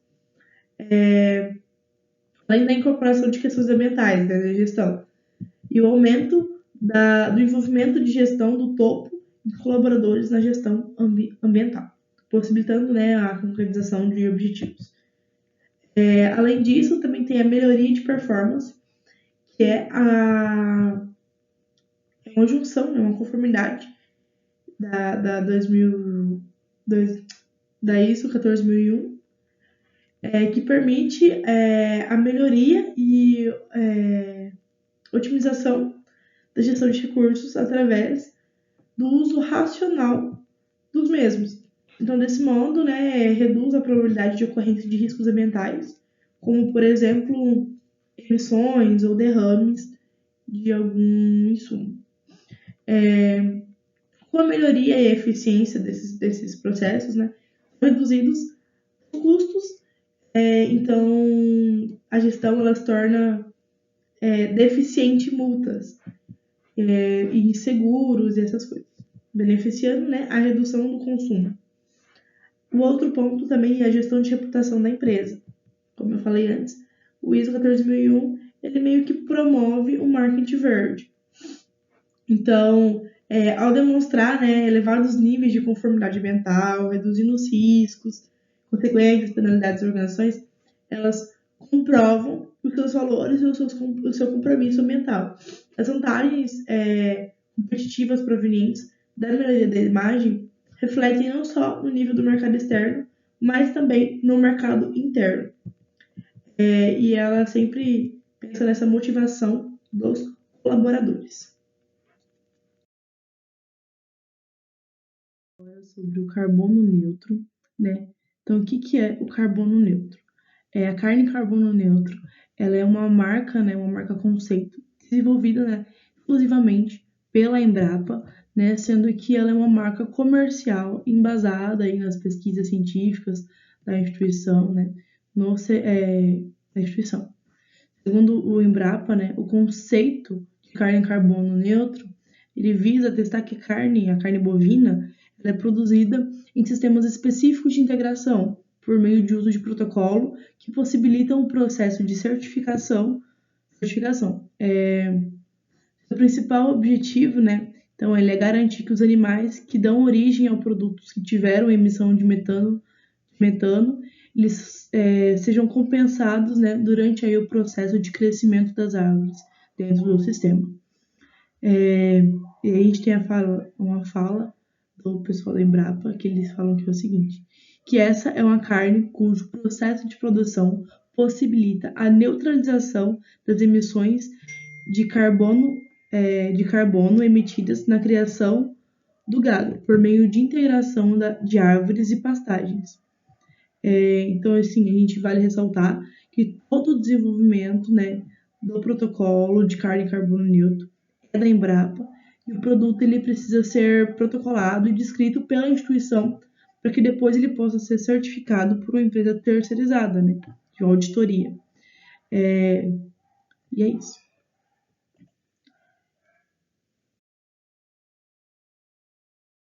Você já ouviu falar em carne sustentável? E já ouviu falar em carne carbono neutro? A Embrapa Gado de Corte desenvolveu o projeto Carne Carbono Neutro. E este é o tema de hoje do Floresta SA. Acompanhe! A partir de estudos realizados com bovinos e eucaliptos no Sistema de Integração Pecuária-Floresta, a Embrapa Gado de Corte de Campo Grande, Mato Grosso do Sul, desenvolveu o conceito Carne Carbono Neutro, representado por um selo alusivo à produção de bovinos de corte, sob sistemas de integração com a introdução obrigatória das florestas como diferencial. O Carne Carbono Neutro ele nasce no estado do Mato Grosso do Sul, né, com uma comprovação para uma certificação daqueles sistemas em integração com árvores, né, os famosos sistemas em ILPF, Integração Lavoura, Pecuária, Floresta. Então, é uma certificação de terceira parte, ou seja, feito por certificadoras habilitadas pela Embrapa, nos quais elas vão certificar que aquela carne produzida nesses sistemas, elas tiveram suas emissões, né, as emissões de metano, compensadas pela presença da árvore. O projeto piloto vem sendo desenvolvido desde 2006, em parceria com a Fazenda Boa Guada, no município de Água Clara, interior de Mato Grosso do Sul. A fazenda disponibilizou 50 hectares para este projeto. Em 2014, nós fizemos um termo de cooperação, realmente, que implantamos aqui essa URT, que é a Unidade de Referência Tecnológica, que é a primeira do Brasil. E aqui tem vários espaçamentos, né, espaçamento de 150 árvores por hectare, até praticamente 500 árvores por hectare. Então aqui a Embrapa está pesquisando, verificando a quantidade de árvores ideal para cada sistema, né, o que é bom para o animal, o que é bom para a árvore, às vezes o que é bom para a árvore não é bom para o animal. Então cada fazenda tem que fazer suas contas e ver o seu mercado local para poder realmente o sistema ser implantado de forma que a fazenda seja economicamente viável, lógico, visando a questão socioambiental também. O conceito carne carbono neutro tem por objetivo contribuir para fomentar sistemas de produção pecuários mais sustentáveis, especialmente quanto ao aspecto ambiental, com a introdução do componente arbóreo, que é capaz de neutralizar o metano emitido pelo rebanho e agregar valor à carne produzida nestes sistemas. Nós adotamos uma metodologia internacional, reconhecida internacionalmente, que diz que para se considerar que o carbono ele ficou sequestrado, né, ele foi neutralizado, ele precisa de no mínimo ficar capturado por 20 anos. E então o que implica nisso no sistema de produção? Implica que a madeira que vai ser produzida, as árvores que vão ser produzidas, elas precisam ser destinadas a um fim mais nobre, ou para a produção de madeira, ou para a produção de móveis, de construção civil. Na verdade, há até um saldo positivo de carbono, né, com esses sistemas. Então, no contexto atual, com toda essa problemática de desmatamento, de queimadas, né, então esses sistemas aparecem mais fortemente no contexto atual. E a cada dia mais, o sistema de produção vem conquistando novos pecuaristas. As expectativas que nós temos da integração é aumentar a renda, porque a nossa propriedade não é muito grande comparada com os padrões lá do estado do Mato Grosso. E nós pretendemos, então, agregar mais renda através da integração com a pecuária, né? Hoje a gente está conseguindo fazer os cálculos da viabilidade econômica da ILPF e ela tem sido, assim, cada dia maior, esses resultados, porque nós produzimos várias coisas no mesmo hectare. Ou seja, é um sistema interessantíssimo para a gente explorar. Eu acredito que seja a nova revolução da agropecuária brasileira, a integração lavoura-pecuária. Após anos de estudos e comprovações pela Embrapa Gado de Corte, hoje o projeto está em fase final. Hoje nós temos o CCN, que é o carne carbono neutro, e derivado do CCN, nós também trabalhamos no último ano com a carne baixo carbono, que é aquela carne produzida em sistemas bem manejados, com pastagens bem manejados, onde não se tem a presença da árvore. E hoje nós estamos na fase final, onde nós vamos colocar essa carne certificada no mercado. No próximo Floresta SA, nós vamos falar de um assunto que requer muita atenção de todos os produtores rurais, principalmente dos silvicultores. Vamos falar sobre incêndios florestais, como prevenir e como combater. Não perca, eu espero você. Até lá! O selo de carne em geral, a gente tem aí, o primeiro selo que eu vou estar falando é esse selo aqui, que ele é o selo de origem de carne e ele é um selo do Mato Grosso. Ele garante a rastreabilidade da origem dos produtos, no ponto de vista, né, da qualidade e da segurança sanitária. Ele também tem a ver com a origem, onde o gado ele não tem origem com desmatamento, né, com floresta ilegal, e também ele se refere ao trabalho análogo da escravidão ou da ocupação de terras indígenas, ele é contra isso. Então, nesse sentido, né, esse selo ele vai agregar um valor a mais na carne no estado, né, por possuir, né, aí o Mato Grosso ele possui o maior rebanho do país, o maior rebanho bovino. Então, com esse selo, né, o Mato Grosso, ele alcança as padronizações dos projetos industriais de transparência do processo produtivo e ainda ele pode trabalhar, né, com a marca de carne, que é o principal produto. Junto aí as redes, né, de supermercado e mercado externo. Então, né, os trabalhos, né, eles foram implantados aí principalmente em frigoríficos no ano de 2017, mais ou menos. O próximo selo que eu vou estar falando é o Nelore, que é a etiqueta verde do agro. O Nelore Brasil, né, a etiqueta verde do agro, ela é feita, né, pela Associação de Criadores de Nelore no Brasil. E esse selo de certificação, ele exige, né, compromissos importantes no termo de produção sustentável. O selo, né, de certificação Nelore Brasil, em especial o Etiqueta Verde do Agro, ele é o mais novo programa, né, de qualidade de carne da associação.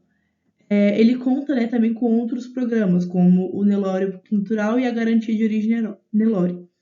De acordo, né, com a comunicado da entidade, entre outros itens, a carne Nelore com a etiqueta verde, ela respeita a legislação ambiental e trabalhista, né, além de ser 100% rastreada. Ou seja, então o gado Nelore, ele é rastreado do nascimento até o ponto de venda. Outro requisito para você ter essa etiqueta, né, esse selo, é a terminação a pastos dos animais certificados. Então, o selo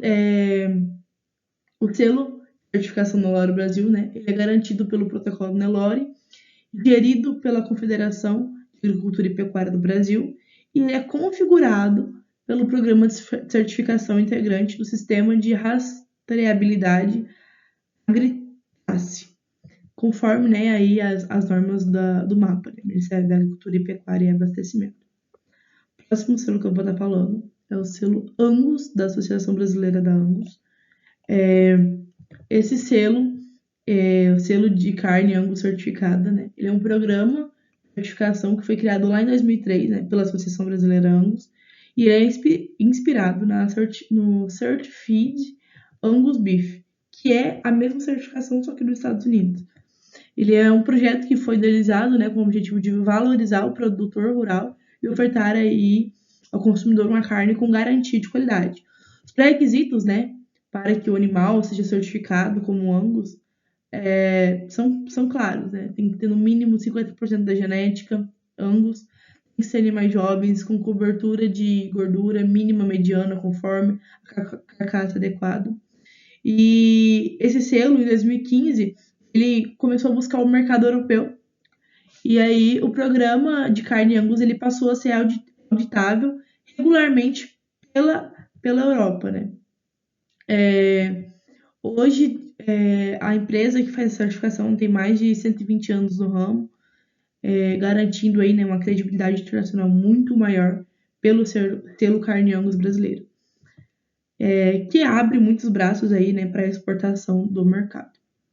O próximo selo, né, o selo Cenepu Quality Assurance, esse selo aqui. Esse selo, ele tem um lema, né, que é do pasto ao prato. Ele é feito pela Associação da Cenepol, que lançou, né, esse selo que está presente, né, principalmente nas carnes premium produzidas, né, dentro dos padrões estabelecidos. Então, para receber esse selo, a carne ela precisa ter sido produzida com base nos protocolos do programa, que integra aí a plataforma do CNA Agri 3, que é da rastreabilidade animal, né? Entre os itens avaliados, né, estão aí a classificação fenótipa, né, que é o grau de sangue da raça, a pelagem, o tipo de animal, a maturidade, tipificação da carcaça, né? Também está inscrito aí o programa nutricional e o programa sanitário, entre outras exigências comercial. E é isso. Agora sobre os selos leiteiros, eu vou tratar primeiro do Vacas A2A2, que é esse selo daqui, né?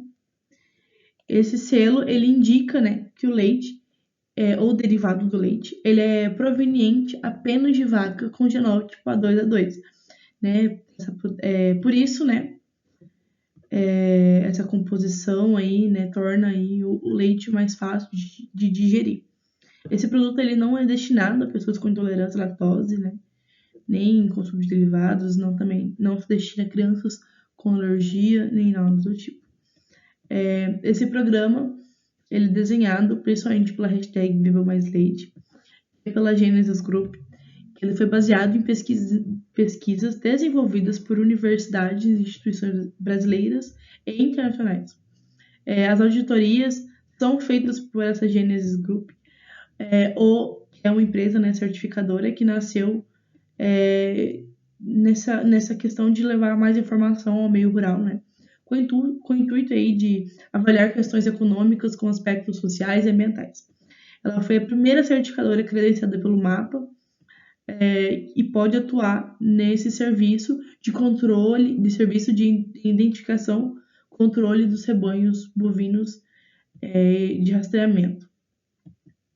É um organismo, né, uma organização de certificação de produtos que, conforme os requisitos, né, aí ele pode realizar essa certificação de produtos, dos processos e também do armazenamento.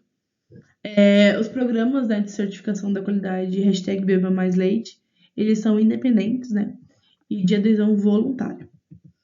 Já o selo da empresa Amiga do Bem-Estar Animal, ele é uma certificação emitida pelo movimento também Beba Mais Leite, e ele tem o objetivo de credenciar empresas do setor agropecuário que estejam, né, aí alinhadas com o propósito de promover o bem-estar animal através de produtos ou serviços. Então, esse programa, né, de certificação bem-estar animal do Beba Mais Leite, ele tem como propósito, né, assegurar de maneira independente, né, através de auditorias de terceira parte, né, as boas práticas do bem-estar animal nas fazendas produtoras de leite. Para fortalecer esse ecossistema, é desenvolvido aí um programa voltado a empresas de insumos do setor que fortalece também, gerando aí, né, uma relevância no selo, né, fortalece esse selo de certificação, criando uma amostra positiva para o setor de produtores. O certificado de produto vegano, ele foi criado em 2013, né? Ele é um programa que concede os produtos de diversas categorias, principalmente, né, alimentos, cosméticos, também tem de higiene e limpeza, né? Ele é um selo vegano confiável e de reconhecimento nacional. O selo ele é dado não à empresa ou marca, mas ele é para cada produto em si. Então qualquer indústria pode solicitar. Então, ele vai pregar uma imagem de que o produto ele não pode ter ingredientes de origem animal. A empresa ela não pode testar o produto finalizado em animais. E o fabricante, fornecedores, eles também não testam os ingredientes e a matéria-prima nos animais. São esses critérios que são necessários para obter essa certificação. Tem aí, né, um ponto positivo para os consumidores, né, uma vantagenzinha para quem tem esse produto, né, que esse selo, onde ele vai ter uma facilidade aí da identificação de produtos veganos, né, com a segurança, né, sem ter a necessidade de ficar lendo, interpretando todos os componentes nas descrições da embalagem. E para a marca, né, que possui esse selo certificado, ela vai passar uma credibilidade maior, né? Ela vai passar a segurança da própria cadeia, né? Ou seja, ela vai dizer que os produtos dela são de respeito de insumos veganos ou não veganos, bem como um produto final, além de ter uma maior probabilidade de venda do seu produto, né? Onde hoje cerca de 55% da população brasileira vem divulgando aí os produtos veganos, vem querendo consumir esses produtos veganos. Entrando no ramo de divulgação, esse selo ele vai aí dar uma divulgação maior aos produtos, né? Então, principalmente aí nos canais da Sociedade Brasileira Vegetariana. Além desse selo, nós temos também a Associação Brasileira de Veganismo, que eles certifica, né, produtos que não são testados em animais, livres de ingredientes de origem animal, e além de ser livre da crueldade, né. O certificado vegano, ele é obrigatório para empresas que caminham na evolução, né, obrigatório não, ele é muito utilizado nas empresas que caminham, né, para essa evolução, e pretende ter um aumento de vendas. Como eu falei antes, o público vegano tem crescendo cada dia mais, as pessoas vêm se tornando mais exigentes com relação a isso, principalmente com relação a produtos não testados em animais. Então, os clientes, eles saberão que a sua empresa ela produz com qualidade, os produtos são éticos. Então, os consumidores, né, continuarão comprando por conta, né, desse selo vegano.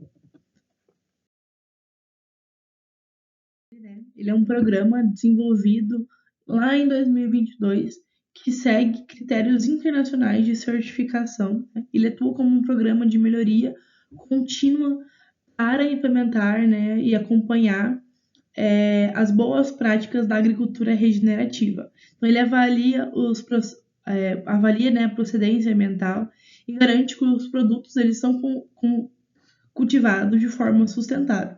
Além de melhorar, né, aí a saúde do solo com as práticas de agricultura regenerativa.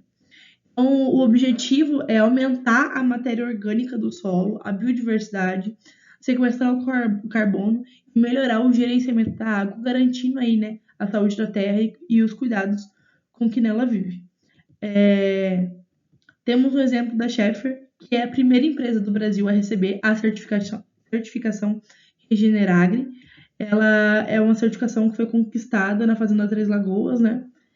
E então, eles pregam, né, que é possível regenerar o solo e, ao mesmo tempo, manter a produtividade. E é isso.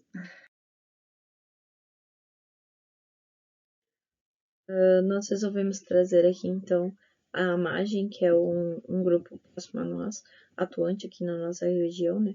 E ela trabalha com inúmeros certificados, como vocês podem ver. E alguns deles eu irei apresentar nesse momento.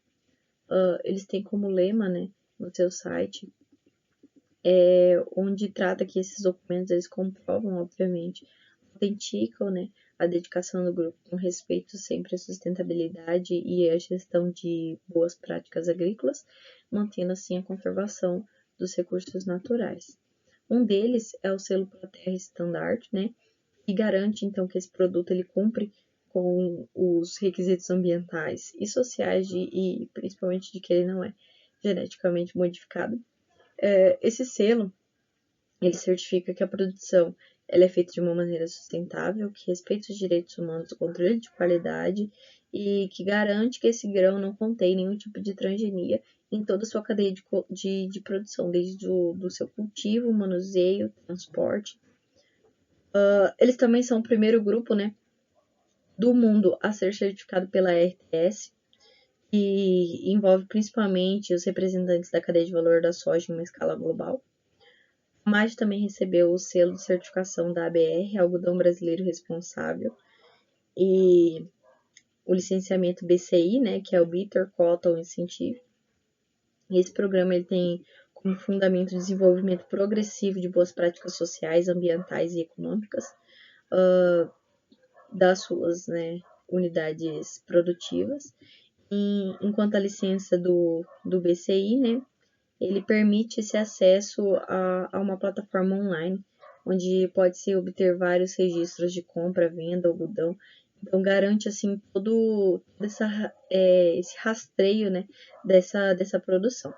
Ele foi desenvolvido, assim, em 2005, né, e conta com bastante empresas internacionais e associações, né, de produtores, organizações de sociedade civil. E ele propõe, assim, a produção, né, de um algodão global, além do próprio padrão de certificação na área, que é a ARS, que ela é reconhecida, né, pela Federação Europeia dos Fabricantes de Ração. Isso foi em 2019, a MAG ela lançou a sua versão 2.0, né, que além da soja, ela também passou a certificar a produção sustentável do milho, né? E a iniciativa ela visa contribuir principalmente para os processos sustentáveis da sua cadeia produtiva. Então, ela é um selo criado desenvolvido por eles, né? E que tem aí seu reconhecimento. A FSSC de 22.000 analisa então a produção de alimentos e embalagens, a produção de alimentação animal. Tem um foco principalmente na gestão de risco voltada à segurança assim, dos seus alimentos e em toda a cadeia do seu fornecimento. Ela também é uma certificação que é reconhecida pelo GFSI, né, que é o Global Food Safety Initiative, que foi aquilo que eu falei lá no começo do trabalho, né. Temos aqui também o certificado da Marinha. O certificado da Marinha, ele tem como finalidade mostrar todas as instalações portuárias que possuem essa relação com os navios internacionais, e ela tem principalmente a obrigatoriedade de cumprir as disposições de um código anterior. E ela tem uma emenda, né, sobre a conservação da segurança da vida do mar, que é muito interessante, das ISOLAS, e estabelece também, assim, uma cooperação internacional entre diversos tipos de governos diferentes, administrações locais, setores navais e portuários, para detectar esse tipo de ameaça à proteção dos navios ou instalações portuárias que sejam utilizadas tanto no comércio internacional quanto nacional. O certificado ID ele foi criado, né, para suprir a demanda do mercado de identificação dos produtos que realmente não contém dentro dos limites pré-estabelecidos os materiais de organismos geneticamente modificados, né? Então ele está ali para ter um limite. E tem o GMP+, que eu associo que seja um dos mais importantes e interessantes certificados que o grupo contém. Isso se dá principalmente porque é um certificado de boas práticas de participação de fabricação, e ele é um dos certificados mais completos que tem no mercado, porque ele integra vários requisitos de qualidade de gestão dos ISOs, análise de perigos e pontos críticos de controle, entre demais outros elementos. E a sua verificação envolve principalmente a definição e gerenciamento da estratégia da logística para atingir os resultados estimados, de acordo com a política de qualidade, o método de organização, e ele se baseia principalmente na melhoria contínua de acordo com o princípio de ciclo Pandoshek, né, que é do PDCA. E acaba tornando todos esses processos de gestão mais ágeis, claros, objetivos. E a gente tem também, né, o ISO 14001, que foi comentado pela Júlia nos slides anteriores.